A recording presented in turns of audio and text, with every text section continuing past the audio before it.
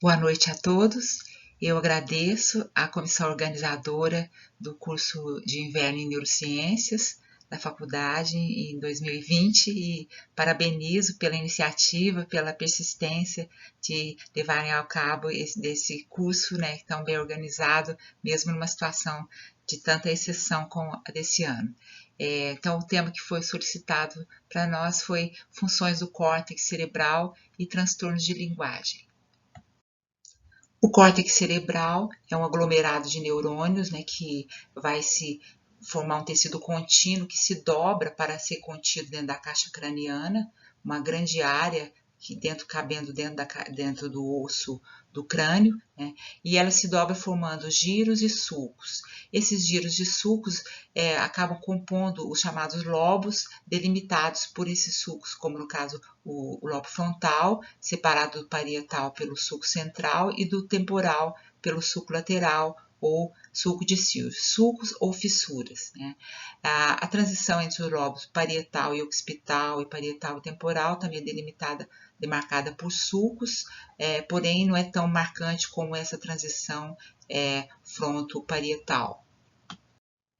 Aqui numa vista basal, então expondo áreas que não são visíveis na convexidade, aqui o bulbo olfatório que compõe o rinencéfalo, aqui já a parte do diencéfalo é o quiasma óptico, lobos frontais, temporais, o lobo occipital está escondido atrás do cerebelo, e aqui com destaque para o hipocampo, os hipocampos de cada lado, que fazem parte dessas estruturas internas mesiais do lobo temporal.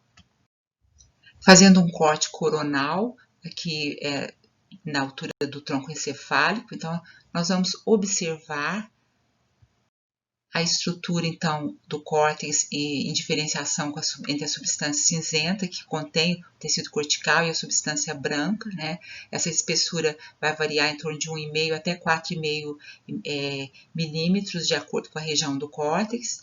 Mas internamente, então, nós temos aqui a cápsula interna, que vai carregar os axônios dos neurônios piramidais, que vem lá da área motora primária, descendo pelo tronco, até a decussação das pirâmides, do feixe piramidal, que vai depois para a medula espinhal.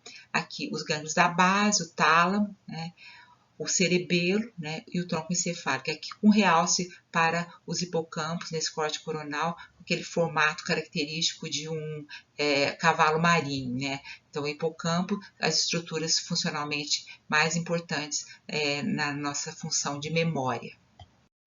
O neocórtex é composto de 6 camadas, vindo da periferia, da superfície cortical até a profundidade, substância branca, e essas camadas contêm neurônios com uma diferenciação morfológica e funcional. Na camada externa, esses neurônios se ramificam no sentido horizontal e põem em conexão circuitos e processamento de uma região com a outra no sentido horizontal. Os neurônios das camadas granulares externa, que é a 2, e interna, que é a 4, tem essa forma espiralada, São neurônios com função mais receptora, sensitiva. Então, eles recebem as fibras aferentes que chegam ao córtex. E já os neurônios das camadas 3 e 5, camada piramidal externa e interna, são neurônios com função mais efetora, motora, que vão mandar projeções saindo do córtex. E, por fim, esses da camada fusiforme, neurônios que vão fazer conexão da circuitaria intracortical com substância branca, e no sentido mais da base dessa transição córtico-subcortical. Todo o neocórtex vai conter todas essas camadas, mas o volume de neurônios motores em áreas que têm função motora, vai ser maior, assim como vai acontecer nas áreas com função sensitiva predominante. Dando algum destaque para as áreas de especialização funcional do córtex cerebral, então nós vemos aqui o sulco central e na frente dele o giro pré-central, que corresponde à área motora primária, de onde saem os neurônios piramidais, que dão então o comando motor voluntário para o hemicorpo contralateral. Na frente, essa área pré-motora, ela é relacionada ao controle extrapiramidal, ao controle de coordenação consciente. Então, quando nós estamos aprendendo movimentos novos que demandam uma coordenação mais fina, né, mais pensada, como você está aprendendo a dirigir um carro, para passar as marchas, né, ou a tocar um instrumento, ou aprender um violão, por exemplo, você tem que usar muito essa área. Quando o movimento já é automatizado, então você pode executá-lo sem tanto acionamento de áreas corticais e mais apenas com estruturas subcorticais. Na frente dessa área tem uma área que nós numericamente chamamos de 6 e 8, relacionada a movimentos conjugados dos olhos e da cabeça para o lado oposto, né? E são importantes essas funções para ajustes posturais, quando nós estamos correndo, mudando a posição da cabeça em relação ao corpo e do corpo no espaço, ou desafios mais sofisticados, como posturas bizarras, como escalando uma montanha. Então, você tem que fazer correções com os olhos e a cabeça em reflexos posturais, mas conscientes para reposicionamento. A região anterior do lobo frontal também está muito relacionada com comportamento emocional, né? Vida de relação e expressão emocional. Então, aqui, por exemplo, em lesões, nós temos pessoas que podem ter um exagero na sua expressão emocional, ficar agitado, agitação psicomotora, euforia, e às vezes até o contrário, ficar deprimido, com apatia, né? Ou alternar os dois estados. E também no polo frontal e na região basal nós temos controle funcional da vida instintiva, funções de eliminação, né, fezes, urina, funções de reprodução, né? Então, funções sexuais. Então, essas áreas dão um comando consciente para a execução dessas funções de uma forma adequada, né? Uma forma compatível com o ser humano social, e elas podem estar deturpadas, por exemplo, compulsão alimentar, compulsão hídrica, beber água demais, ou perversões sexuais, de novo, né, acontecendo uma pessoa que não tinha nenhuma dessas alterações por uma patologia, por exemplo, né? Aqui tem um destaque para a área da fala, cortical de controle da fala, que fica aqui nesse giro temporal, frontal inferior, na parte posterior, no sopé, na frente do sopé da área motora primária. Então, essa aqui é a área importante que nós vamos comentar hoje, a área de Broca, que faz a concatenação da emissão de uma linguagem verbal fluente para um diálogo adequado, com repertório de palavras adequado, né? Mesmo assim, isso não depende, não tem relação com a força para a emissão das palavras, com a execução motora da língua ou da fonação. É um processamento cortical da linguagem, né, que é feito em associação com a área motora primária, mas é um comando próprio e de uma função superior, né, cortical. Um pouco para frente tem a área de comando da escrita, né, a capacidade de expressar a linguagem verbal através da escrita. O lobo temporal tem funções diversas, muitas relacionadas à nossa vida emocional, e os seus circuitos límbicos também, emocional e memória na parte interna, que seria do circuito hipocampal, que nós já comentamos, mas também com destaque aqui para a área cortical da audição, que percebe os sons e reconhece, né, os sons, por exemplo, saber que aquela voz é a voz de alguém conhecido, de um filho, né, ou de uma pessoa, ou um som conhecido, uma música conhecida, e mesmo testes simples como reconhecer um som como sendo um pio de um passarinho, uma gota d'água caindo na torneira, né, ou um telefone. Então, a gnosia auditiva, né, o reconhecimento mais elaborado de música. E aqui, um pouco para trás, tem a área que reconhece e compreende a linguagem verbal falada, desde que você conheça aquela língua, seja sua língua mãe ou uma língua que você domina, né? Então, é próxima da audição, mas é uma função de linguagem, né, de comunicação, de recepção da linguagem verbal falada. No lobo parietal, né, nós temos aqui a área motora, a área sensitiva primária, que fica logo atrás do sulco central, então o giro pós-central, que dá a sensibilidade geral do corpo, né, somestésica geral. E aqui uma área que está relacionada a funções práxicas, né, é uma área relacionada à concatenação de funções de construção de formas, por exemplo, dar uma massinha para a pessoa fazer um boneco ou fazer um desenho, né? Então, apesar de não ser uma área primariamente relacionada à motricidade, mas ela precisa de ter muita interação sensório-motora para perceber o que está sendo feito, o que está sendo desenhado e construído. A praxis construtiva, essa área é uma função cortical superior. Também na conexão com o lobo occipital, funções de percepção da velocidade de aproximação dos objetos ou dos sons, né, é percebida pela atuação do lobo parietal. O lobo occipital, que é basicamente visual, tem a área mais do polo, que é a área 17, que percebe de uma forma mais grosseira a presença de claro escuro ou de vultos, de alguma coisa no campo visual.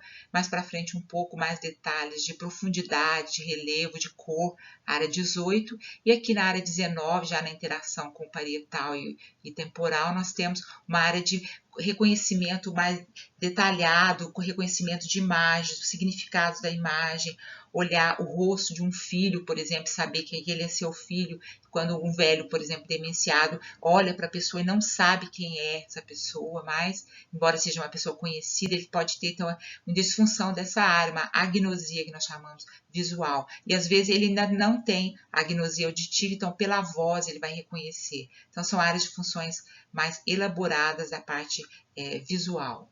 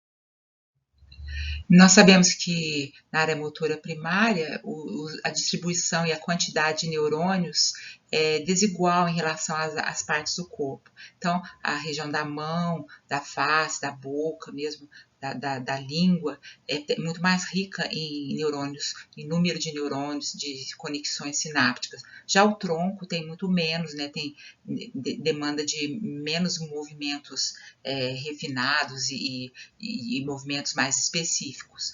Então, isso compôs uma figura que é chamada o homúnculo de Penfield, né? Foi o pesquisador, né, neuroanatomista Penfield, que determinou isso. E na parte daqui da fissura interhemisférica tem o membro inferior e os pés, né? Então, assim, essa figura é desigual, formada por essa diferente concentração desses neurônios que compõem esse homúnculo. E pessoas que têm, por exemplo, nasceram sem os pés ou as mãos e pintam ou fazem desenhos com a boca, ou pintam com os pés, então essa somatotopia se modifica, como se vê até por ressonância funcional. Então fica uma riqueza maior de neurônios, né, desde que isso seja uma ocorrência congênita ou mesmo assim no início da vida, né? Mas pelo menos funcionalmente, em termos de sinapses, há um desenvolvimento diferente do homúnculo de uma pessoa que teria todos os membros normais. Então, isso aí seria essa somatotopia da área motora. Aqui, então, fazendo um resumo dessas funções corticais no tocante à motricidade, então nós temos a área motora primária, né, que é o giro pré-central, como eu já falei, chamado de área 4 de Brodmann, aquela área que eu falei dos movimentos conjugados dos olhos da cabeça, que é mais para frente, né? A área de controle extrapiramidal, que é a área pré-motora, logo próxima da área motora primária. Tem uma área que eu não mencionei porque ela estava escondida naquelas figuras, é a área motora suplementar, uma área dentro da estrutura interhemisférica, né, da fissura interhemisférica, que ela está relacionada também a reflexos posturais, né, e ativação dessa área no hemisfério gera movimentos bilaterais, né, movimentos dos dois lados do corpo, mas assimétricos, geralmente fazendo uma postura de extensão do membro superior contralateral e flexão do membro do mesmo lado, como se fosse um esgrimista. Então, são mais reflexos posturais em termos da função primordial dessa área. E funções práticas complexas, né? Então, essas funções práticas complexas, elas são obtidas pelo chamado córtex associativo. Na verdade, não existe uma delimitação perfeita de onde estão cada uma dessas áreas de associação. Elas estão distribuídas em todo o córtex e dão apoio, né, a cada região e integram cada uma dessas regiões. Mas nós chamamos de córtex associativo, de um modo geral, né, são áreas distribuídas em todos os lobos corticais para integrar diversas funções e compor funções mais elaboradas, incluindo a linguagem, gnosia, praxia, memória, raciocínio, né, que vai ficar mais claro com o decorrer da nossa conversa hoje. Dando um exemplo aqui de funcionamento de áreas de associação, né, interação entre elas, então vamos imaginar um homem que vai atravessar uma pista, uma rua, e aí ele percebe que vem um carro adiante. Então ele já acionou a função de visual, né, o córtex occipital, ele está ouvindo o som do carro se aproximando, então o córtex visual, o córtex auditivo, né?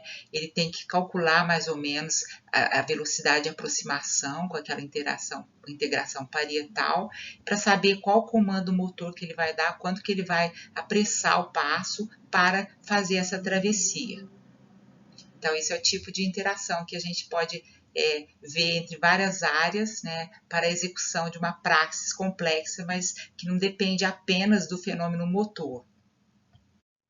E aqui um outro exemplo. Então, uma pessoa ouve uma música, isso aciona lembranças, né? Então, ela tem a audição acionando também um circuito hipocampal de memória, que pode ser uma memória desagradável, né? E vai gerar uma mímica, né, de tristeza, acionando a área motora, né? Isso pode gerar o choro, então ativando o circuito autonômico do choro, sistema límbico, ou pode gerar uma emoção agradável, gerando alegria, né? E pode chegar a dar um comando motor até para ele dançar, né? E desenvolver então a praxis da dança, né? Ativando a área motora primária ou até a área do lobo parietal, que está relacionada também a funções de ritmo, né? De comando rítmico.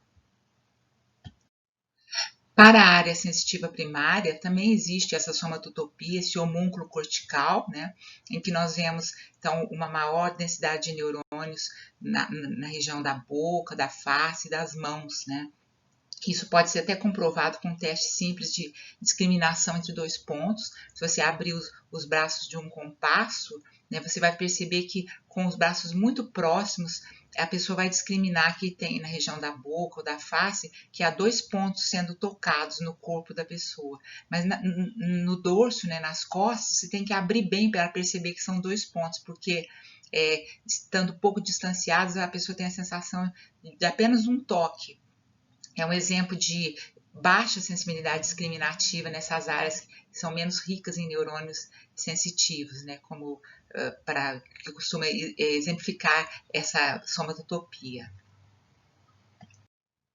E se nós formos listar, então, as funções sensitivas do córtex, então nós teremos, então, a área sensitiva primária, né, o giro pós-central, né, que é responsável, como eu já falei, pela sensibilidade geral, tátil, dolorosa, térmica, vibratória, cinético-postural.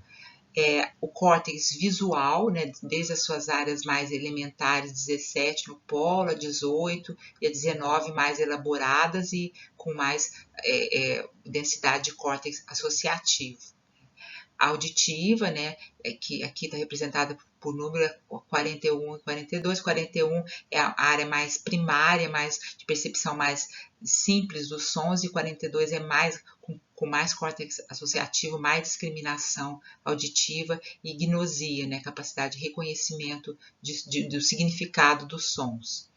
O equilíbrio, né, eu não citei, mas ele também está no córtex temporal lateral, próximo dessas áreas também, né? Então, nós temos que ter uma noção cortical da nossa posição no espaço e da nossa cabeça em relação ao corpo.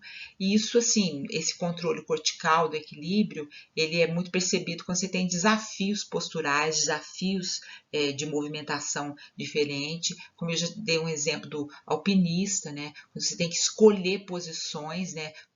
Com uma introdução consciente de busca por ajustamentos, né, ele está associado a essa ativação dessas áreas corticais conscientes relacionadas ao controle do equilíbrio.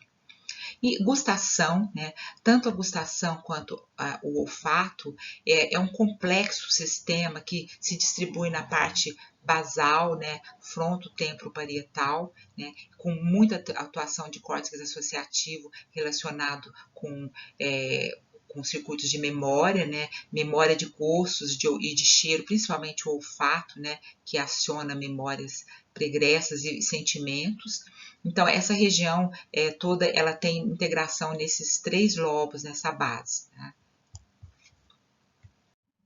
Então, fazendo um resumo simples, assim, da que a gente chamaria de funções corticais, incluiriam, então, funções cognitivas e intelectuais, envolvendo memória, linguagem verbal, né, falada e escrita, atenção, né, que seria uma função muito relacionada ao lobo frontal, né, cálculo, que pode ser um cálculo numérico, mas um cálculo até de previsão, de um planejamento. Se eu vou calcular que eu vou demorar tanto tempo para chegar num determinado local, então eu tenho que sair quanto tempo antes, não é só um cálculo matemático, né?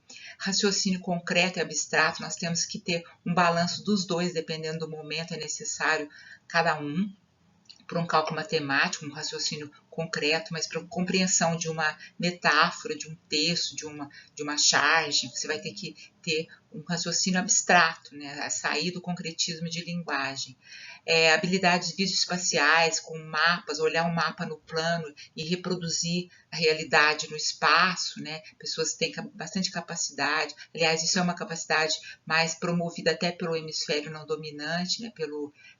Principalmente relacionado ao lobo parietal. Praxis, né? Capacidade de execução de movimentos com fins, com propósitos definidos, como desde praxis simples, como desamarrar um cadarço, abotoar, pôr o botão numa casa de uma blusa, né?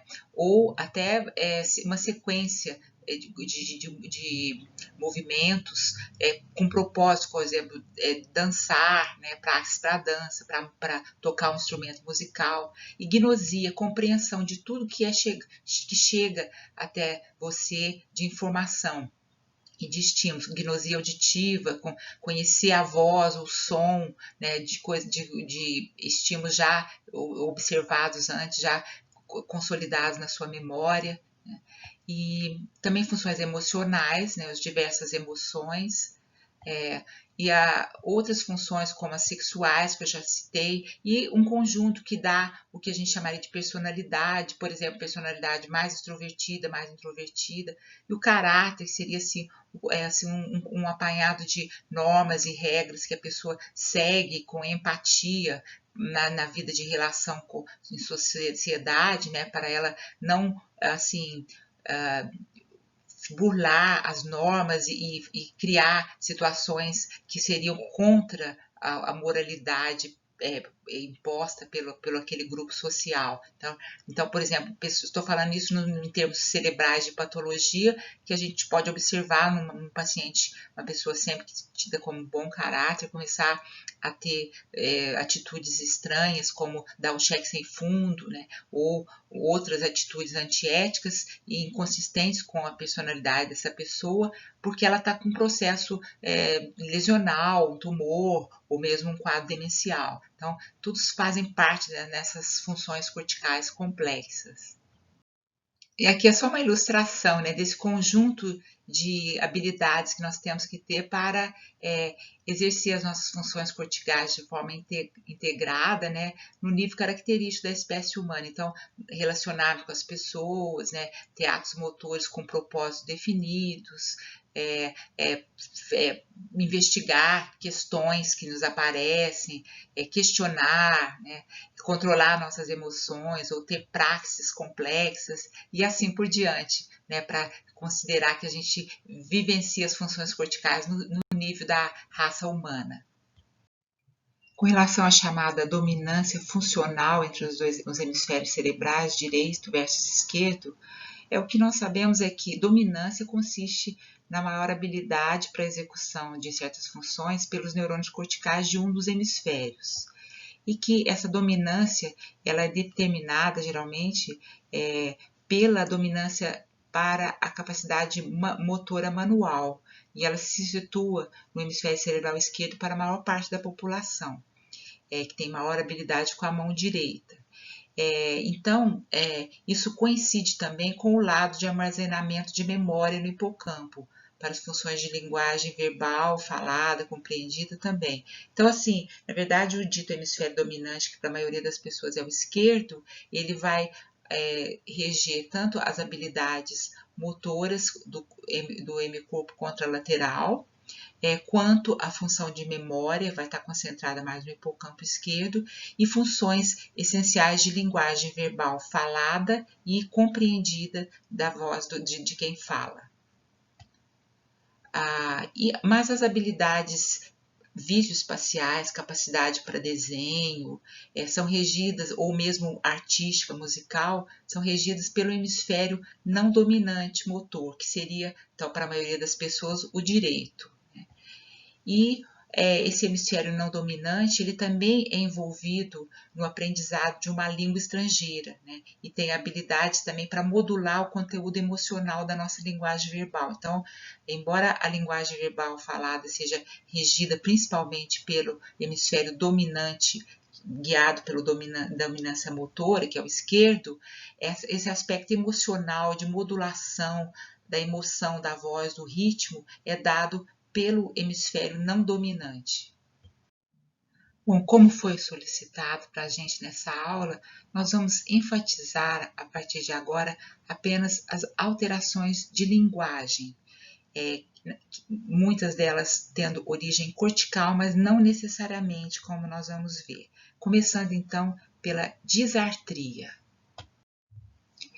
A disartria é o comprometimento da articulação da palavra falada.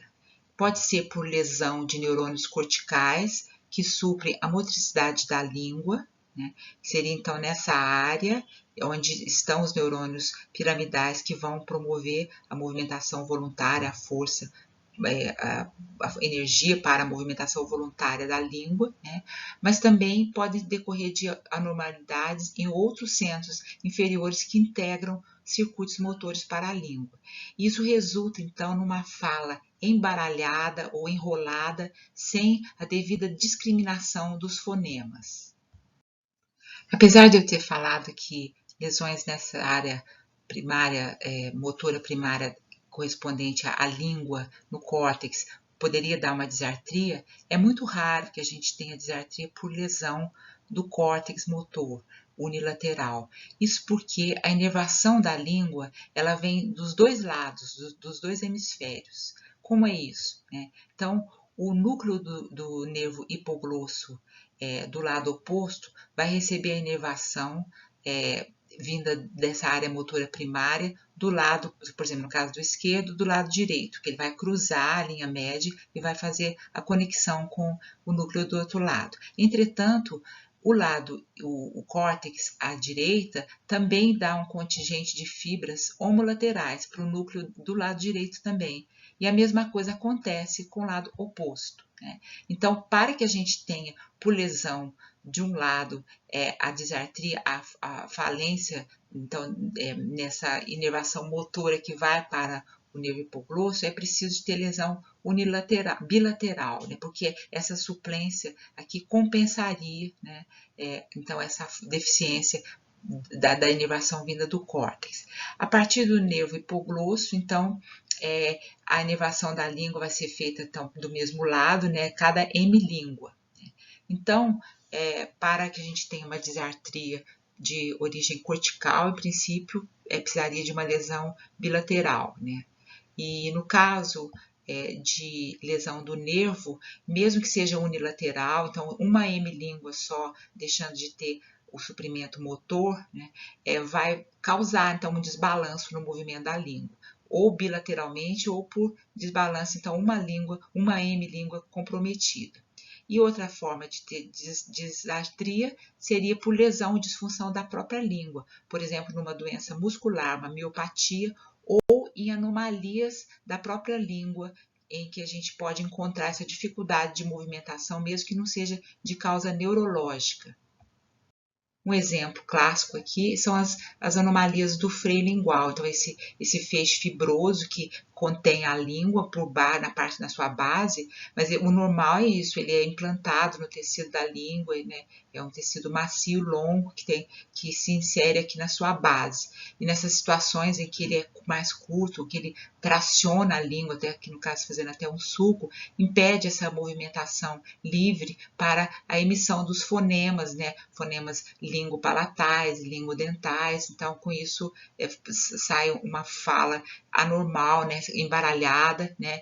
E pode ter, às vezes, até outro tipo de alteração que nós vamos falar, já que é a dislalia, mas é mais comum que dê uma disartria mesmo, essa fala embaralhada, enrolada. Além do que nós já mencionamos, é importante lembrar que também lesões dos gânglios da base podem dar comprometimento da motricidade da língua, provocando rigidez ou hipocinesia, que também é chamado de bradicinesia, movimento lento, devagar, pastoso, né, sem essa agilidade necessária da língua na fala, como na doença de Parkinson, que é uma forma de disartria. E por alterações do cerebelo, né, que é um centro de coordenação geral de todos os movimentos voluntários, né, um apoio, né, como se fosse um córtex da coordenação motora. Então, o cerebelo, ele através do vérmix, nessa parte central, ele controla a coordenação e o equilíbrio do tronco, né, tanto em repouso quanto na marcha, né, em posição estática quanto na marcha, e os hemisférios cerebelares controlam a coordenação dos nossos membros, né, membros inferiores e superiores. E no caso, as conexões do cerebelo são múltiplas, com vários níveis do sistema nervoso central. Mas eu chamo a atenção aqui que todos os neurônios, todos os núcleos de neurônios, de nervos cranianos motores, né, que tem função motora, tem que receber essas conexões do cerebelo, tem que fazer conexões com o cerebelo para a execução motora coordenada. Mesmo na motricidade dos olhos, né, ou da face, tudo tem que ser coordenado. No que tange a parte da linguagem, né, nós sabemos que a disartria vai ser provocada porque essa coordenação que tem que ser através das vias do cerebelo para o núcleo do hipoglosso vai estar comprometida, né? Então, ele não vai ter a coordenação adequada, então a motricidade da língua vai ficar comprometida. E esses núcleos, o nono do glossofaríngeo, 10º do vago e 11º do acessório, que vai inervar a corda vocal, né, através do laríngeo recorrente, eles vão dar também uma alteração na fala, mas não é do grupo de disartria, é disfonia, porque eles estão relacionados então, com a emissão do som, não com a articulação da palavra. Então, um som pode sair rouco, ou fraco, ou anasalado, né? Ou mesmo até com uma voz bitonal, como do menino que está mudando de voz na puberdade, né? Lembrando que as conexões do cerebelo também são com a medula espinhal, né? Através desses tratos espinocerebelar posterior e lateral e anterior. Vou mostrar para vocês aqui uma fala cerebelar que inclui tanto aspecto de disfonia quanto de disartria, né? Porque toda a coordenação da fala, tanto dos músculos da fonação quanto da articulação da palavra, no caso da língua, vai estar alterada. Eu trabalhei no Dias Pastorim de fevereiro de 1971, de 71, não, de 76 até 71, Pastorim. Aí depois de Irmão Pereira, trabalhei mais 5 anos em Irmão Pereira. Aí, com 75 eu saí para a mercearia. Aí eu fiquei até 10 anos, até 86. 86 eu parei, que as pernas não aguentavam mais. Aí depois eu mudei para a chácara, fiquei uns anos na chácara, depois não aguentava mais para em pé, mudei para a cidade, e faz 6 anos agora. Lembrando que o paciente com essa voz cerebelar, ele lembra um pouco a voz do paciente embriagado, né? Porque não deixa de ser uma intoxicação aguda do cerebelo pelo álcool. Então, ele envolve, esse paciente tem mais componente de disartria até do que disfonia. Agora vamos prosseguir para a dislalia. Bom, a dislalia é definida como a dificuldade na emissão de fonemas específicos, comprometendo a clareza da fala.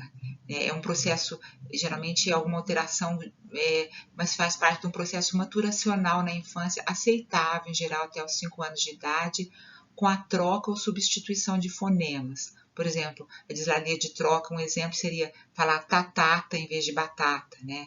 Ou dislalia de substituição, em vez de falar bola, falar boia, ou em vez de falar lua, falar iuia, né? Agora, agola, como cebolinha. Né? Existem algumas classificações de acordo com a causa, né, etiologia. Então, essa dislalia evolutiva é considerada normal, né, do processo maturacional da infância, só que ela pode, às vezes, persistir no adulto. Né? É raro, mas se isso acontecer, é anormal e demanda uma investigação, né, se tem alguma deficiência neurológica, né, um tratamento fonoaudiológico, ou às vezes eu pesquisar se não tem necessidade de alguma correção cirúrgica na língua. Né. A dislalia dita orgânica seria por alguma disfunção ou anatômica da língua, né, podendo também ocorrer em disfunções do sistema nervoso central, né, que não compensou aquela dislalia evolutiva por alguma deficiência, vista, por exemplo, em alguns casos de paralisia cerebral, pacientes com síndrome de Down, é comum, né?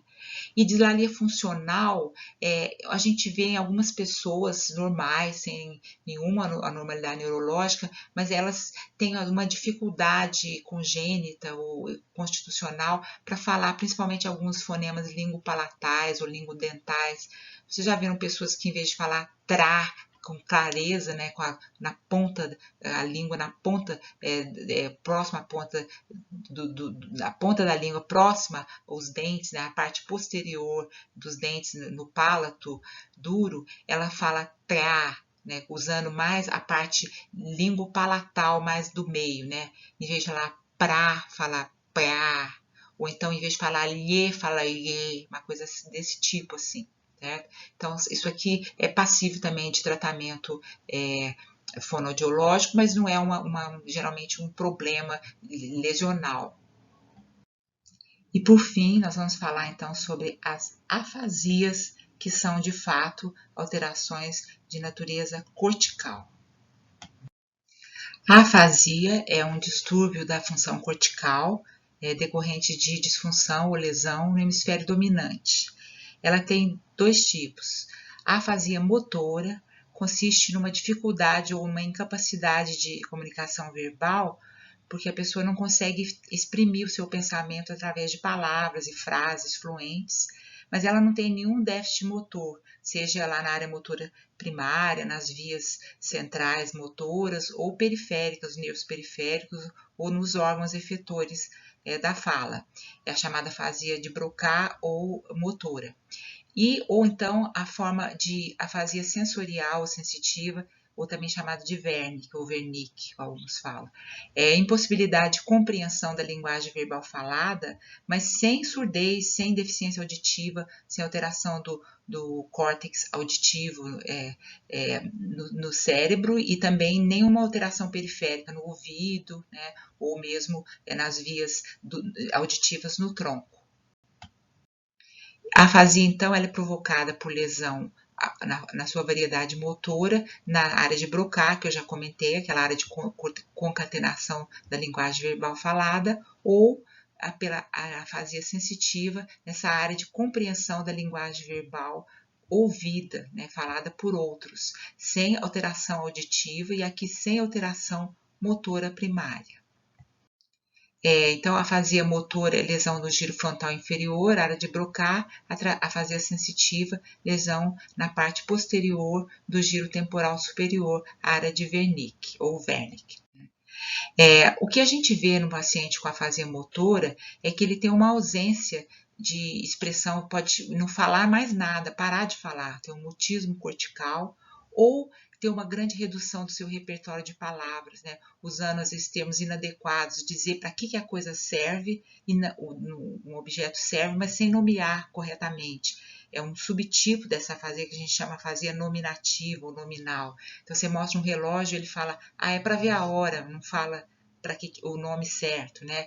Ou pode usar só um jargão, uma coisa automatizada como ai, ai, ai, Nossa Senhora, quando ele quer falar alguma coisa só sair isso. Ou sair um termo que não existe, uma expressão estranha, né?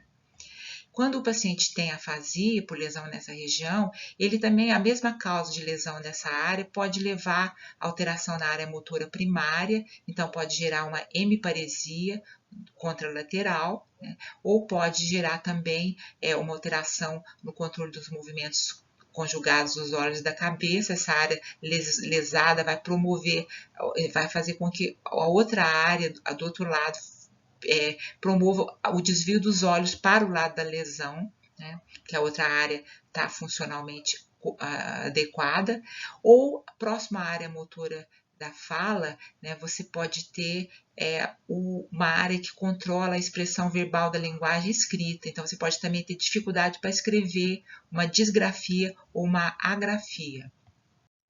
No slide seguinte, vocês vão ouvir o áudio de uma paciente com afasia motora.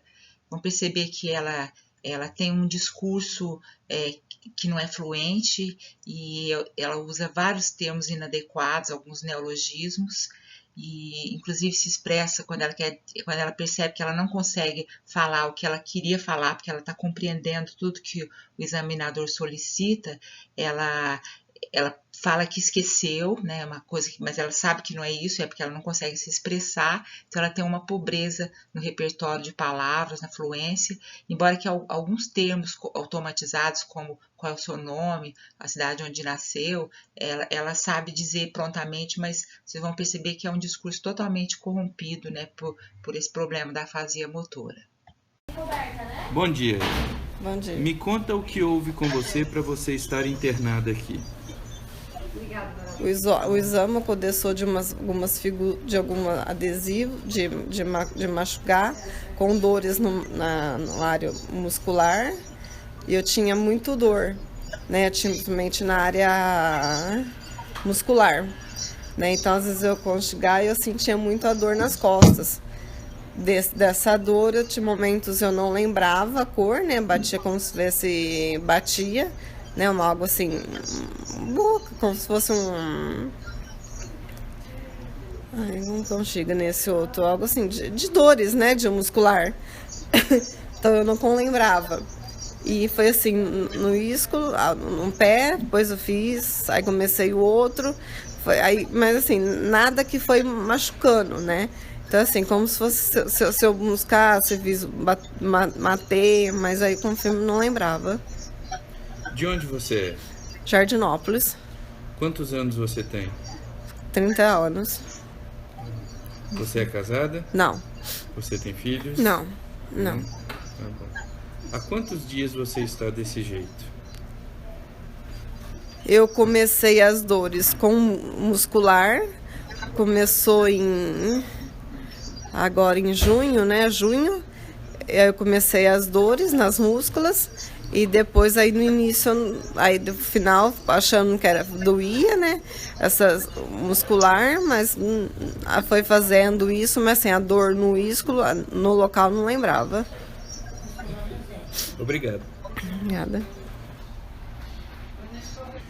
Érica, vou te pedir para repetir algumas coisas, tudo bem? Repita para mim. Meu nome é Érica. Érica. A frase completa, tá bom? Érica Parpinelli. Tá. Eu estou no HC. HC. Repete a frase toda. Eu estou no HC. Eu estou no H-nesmo. Ah, eu esqueci. No Asga. Não lembrei. Tudo bem. Tá. Meus olhos são castanhos. Escuro. Repete. Meus olhos são castanhos. Meus óculos escuro.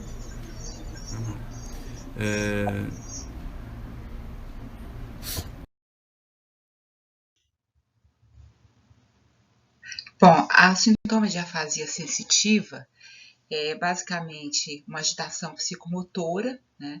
O paciente fica prolixo porque ele não consegue entender o que se fala, como se ele estivesse numa terra com uma língua estranha, né?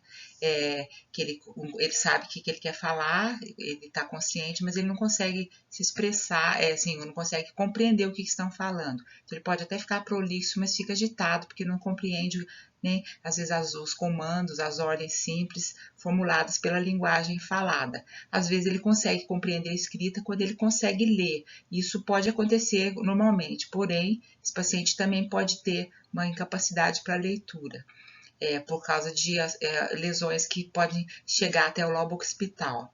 E aí ele, por exemplo, o sentido de frases faladas para ele começa a entender de forma alterada e às vezes textos que leem para ele não consegue interpretar. É um teste que a gente faz às vezes até no ambulatório, né? E como eu disse, o paciente pode ter o que a gente chama de alexia. Ele era capaz de ler normalmente e ele adquiriu uma incapacidade de leitura, né, por lesão, porque essas áreas, vocês vejam que elas têm uma conexão mais ou menos próxima, né, anatômica, e aqui, assim como ele não consegue entender aquilo que ele escuta sendo falado para ele perto da área auditiva, né, ele também passa a não conseguir entender a linguagem verbal que é apresentada como um estímulo escrito, né, isso pode acontecer, mas não necessariamente. Na prática clínica, dos contextos etiológicos que mais causam afasia são as lesões vasculares, né, as isquemias da artéria cerebral média, porque essa artéria, né, abrindo aqui o lobo temporal, a gente vê aqui na fissura lateral, ela vai irrigar toda a convexidade do cérebro, então a área de Broca e também a área de Wernicke, né? Então a sua disfunção pode causar afasia tanto motora quanto sensitiva. Outras causas de afasia comuns na prática clínica, além dos acidentes vasculares cerebrais, artéria cerebral média, tumores cerebrais, hematomas, contusões, granulomas ou abscessos, processos inflamatórios infecciosos como encefalites ou coleções purulentas e até crises epilépticas, né, na descarga na região de Broca ou de Wernicke, né, dá uma disfunção, uma afasia transitória na hora da crise ou às vezes até se mantendo um pouco depois de passada a descarga epilética. Concluindo então, né, o córtex cerebral contém diversas áreas de especialização funcional que são delimitadas anatomicamente e reconhecidas pelos déficits provocados por lesões nessas regiões específicas, né? Mas nenhuma área cortical processa tais funções de forma desconectada do restante da corticalidade. A dominância motora consiste em uma divisão arbitrária, né, que é atribuída ao hemisfério cerebral mais competente no comando motor voluntário. Mas funções essenciais que dependem de demandas motoras, como a praxia construtiva, né, para o desenho, né, são funções regidas pelo hemisfério não dominante, principalmente pelo lobo parietal direito, tornando então essa divisão um mero esquema didático de classificação funcional. E no tocante às alterações de linguagem verbal falada e compreendida pela audição, entretanto, os déficits que vão provocar as afasias motora e sensitiva só vão aparecer em decorrência de lesões do hemisfério conceitualmente entendido como dominante, que seria com base na dominância motora. Outras anormalidades de linguagem podem ser observadas por lesões em centros encefálicos inferiores ao córtex, como os gânglios da base, o tronco encefálico, o cerebelo, os nervos cranianos motores da fonação e da fala, e as anormalidades da própria língua. Obrigada!